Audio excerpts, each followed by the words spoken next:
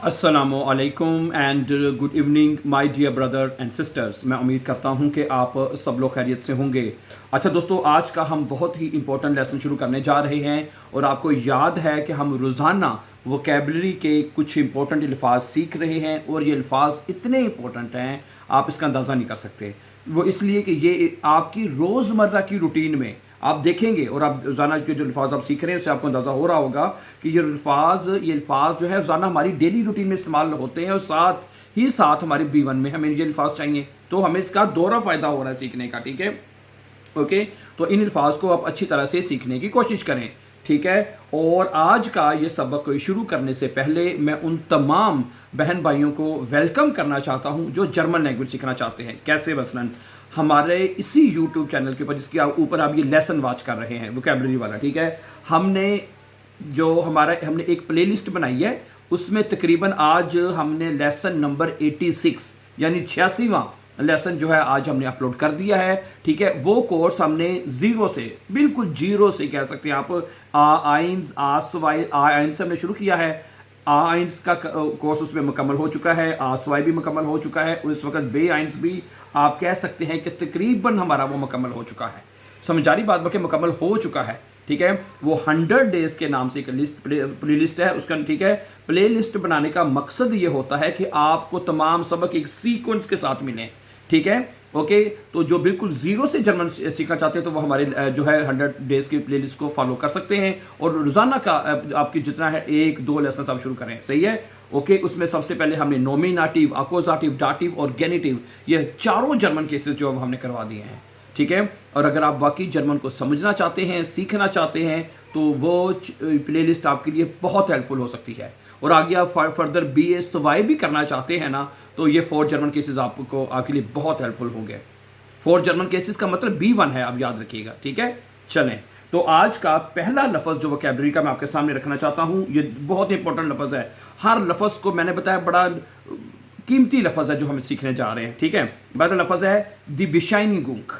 ये अक्सर बेशाइनिगुंग लफ्ज़ आप बोलते हैं, इसका आर्टिकल दी है। फर्स्ट करें आप बीमार हो गए तो या मुझे डॉक्टर से बेशाइनिगुंग चाहिए, भाई मुझे यहाँ से बेशाइनिगुंग चाहिए हैं। ओके, तो बच्चे अक्सर खुदा ना खास्ता बीमार हो जाते हैं तो कहते हैं ना भाई डॉक्टर की बेशाइनिगुंग चाहिए। सर्टिफिकेट लेटर इसका मतलब होता है, सर्टिफिकेट लेटर। ठीक है, ओके। तो अब जैसा कि आप जानते हैं कि हम हर वोकेबलरी के लफ्ज़ को 1 या 2 जुमलों के साथ उसको एक्सप्लेन करते हैं ताकि उसका मतलब हमें अच्छी तरह से वाज़िया हो जाए। ठीक है, पहला जुमला इसका ये है, दी बेशाइनिगुंग लीक्ड ऑफ देम टिश, के जो सर्टिफिकेट है वो मेज़ पर रखा हुआ है। अब ये देखें, अब जरा बात वजह से सुनिएगा, यहाँ पे देम टिश क्यों आया है पता है आपको? क्योंकि टिश का आर्टिकल तो देर होता है। अब आउफ यहाँ पे डाटिव प्रेपोजिशन हो गया। ठीक है, तो ये सारी चीज़ें आप हमारे वो जो प्रोग्राम है 100 डेज का जो प्लेलिस्ट में पढ़ा है वो सारी चीज़ें आपको पता चल जाएगा। आर्टिकल्स में कैसे लिखे जाते हैं सेंटेंस मेकिंग उसमें कैसे सीखी जाती है, एडजेक्टिव्स कैसे सीखे जाते हैं, तो वो प्ले लिस्ट आपको पूरा, मैं कहता हूँ, हर चीज़ आपको समझा देगी इंशाल्लाह ताला। ठीक है, दूसरा जुमला सुनिए इसका कि इश ब्राउखे आईने बेशाइनिगुंग, के मुझे एक सर्टिफिकेट चाहिए, बेशाइनिगुंग चाहिए। फ्रॉम आस्क्ड डॉक्टर से, ये मैं भी बात कर रहा था, मुझे डॉक्टर से एक सर्टिफिकेट चाहिए। समझ आ रही है? बेशाइनिगुंग बहुत इंपॉर्टेंट लफ्ज़ है, याद कर लीजिए इसको। अच्छा, आज का दूसरा लफ्ज़ जो मैं आपके सामने रखना चाहता हूँ वो है कि दी बेशेफ्टिगुंग। बेशेफ्टिगुंग कहते हैं एम्प्लॉयमेंट, मुलाजमत को कहते हैं। अच्छा, दी बेशेफ्टिगुंग इज फुल साइट, मुलाजमत फुल साइट है, फुल साइट कहते हैं ना। अच्छा, अभी याद रखिए जब हम जुमले बनाते हैं उसमें भी हमें कोई ना कोई नया लफ्ज़ सीखने को मिल जाता है। ठीक है, इसलिए जुमलों को भी पूरी तवज्जो से गौर से अच्छा तरह देखा करें। ठीक है, दी बेशेफ्टिगुंग इज फुल साइट, कि जो मुलाजमत है वो फुल टाइम है। फुल साइट का मतलब फुल टाइम, फुल टाइम। ठीक है, अच्छा, इस ज़ूखे आईने बेशेफ्टिगुंग, मैं एक मुलाजमत तलाश कर रहा हूँ। ज़ूखन का मतलब होता है तलाश करना। ठीक है, इस ज़ूखे आईने बेशेफ्टिगुंग, मैं एक मुलाजमत तलाश कर रहा हूँ। अच्छा, एक बात रह गई। ठीक है, अगला जो लफ्ज़ शुरू करने से पहले अगर आप हमारे चैनल पर नए हैं तो इस चैनल को सब्सक्राइब कर दीजिए ताकि आने वाले इंपॉर्टेंट लेसन आपको मिलते रहें। ठीक है, समटाइम्स सब्सक्राइब वाला बटन रह जाता है, इसलिए आने वाले लेसन फिर आपको टाइमली मिलते नहीं हैं। ठीक है, इसलिए सब्सक्राइब कीजिए ताकि आने वाले जो कोई भी लेसन हो वो आपको टाइमली बहरहाल वक्त पर मिलता रहे। ठीक है, अच्छा जी, अगला है अगला लफ्ज़ ज़ुबान का कोर्स को जर्मन ज़ुबान में कहते हैं शप्राह कोर्स। क्या कहते हैं? शप्राह कोर्स। उसका आर्टिकल है देर शप्राह कोर्स। ठीक है, लैंग्वेज कोर्स यानी कि जुबान। ठीक है, पहला जुमला, Der Sprachkurs beginnt morgen.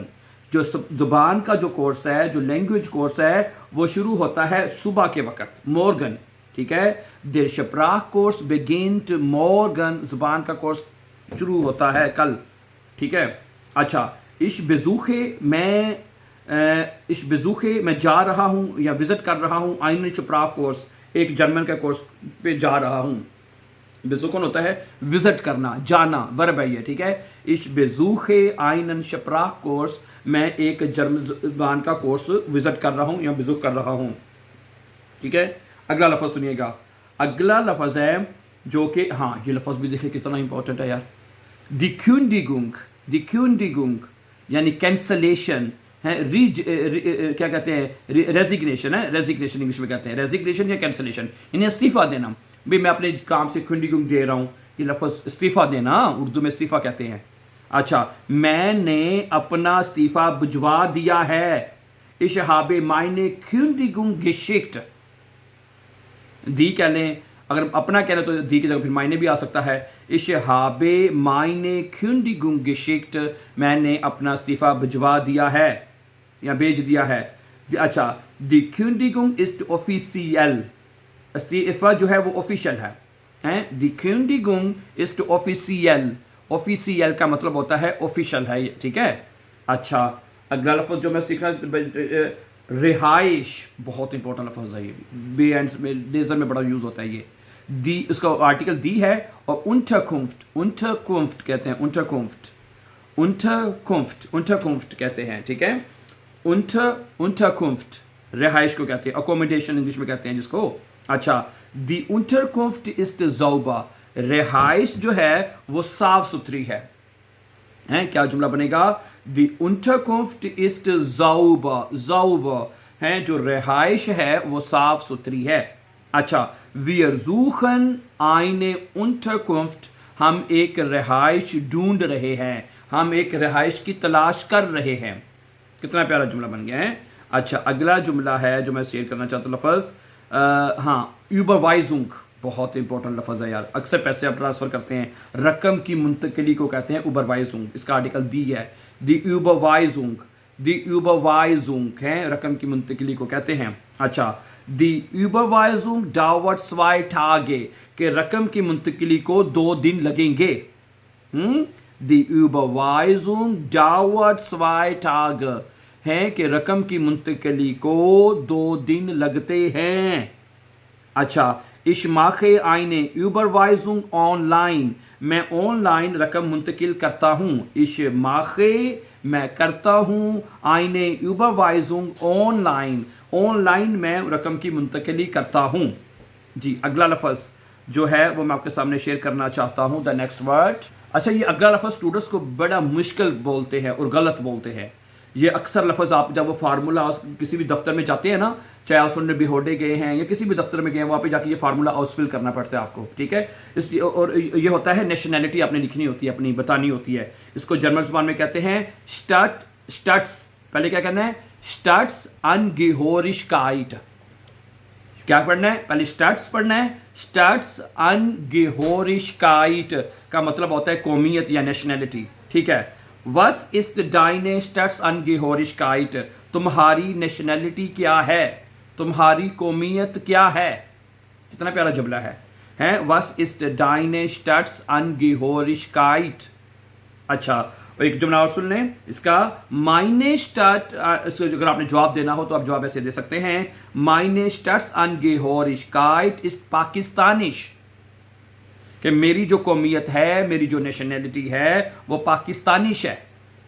क्या बनेगा, meine Staatsangehörigkeit। अभी लफ्ज़ पढ़ा जाएगा कि नहीं, बता दें मुझे, बहुत आसान है, ठीक है। meine Staatsangehörigkeit ist pakistanisch, कि मेरी जो नेशनैलिटी है, मेरी जो कौमियत है वो पाकिस्तानी है, ठीक है।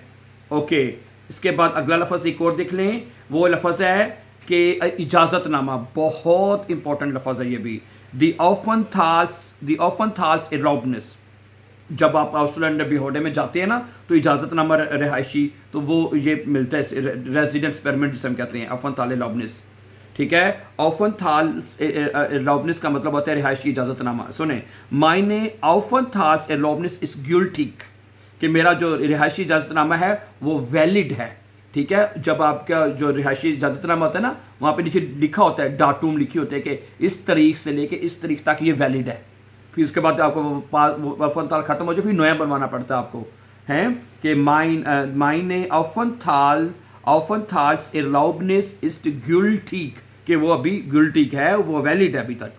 اچھا, ich brauche eine neue Aufenthalts Erlaubnis, مجھے ایک نئے رہائشی نامے, رہائشی اجازت چاہیے, اجازت نامہ چاہیے. سمجھا رہی میری بات آپ کو؟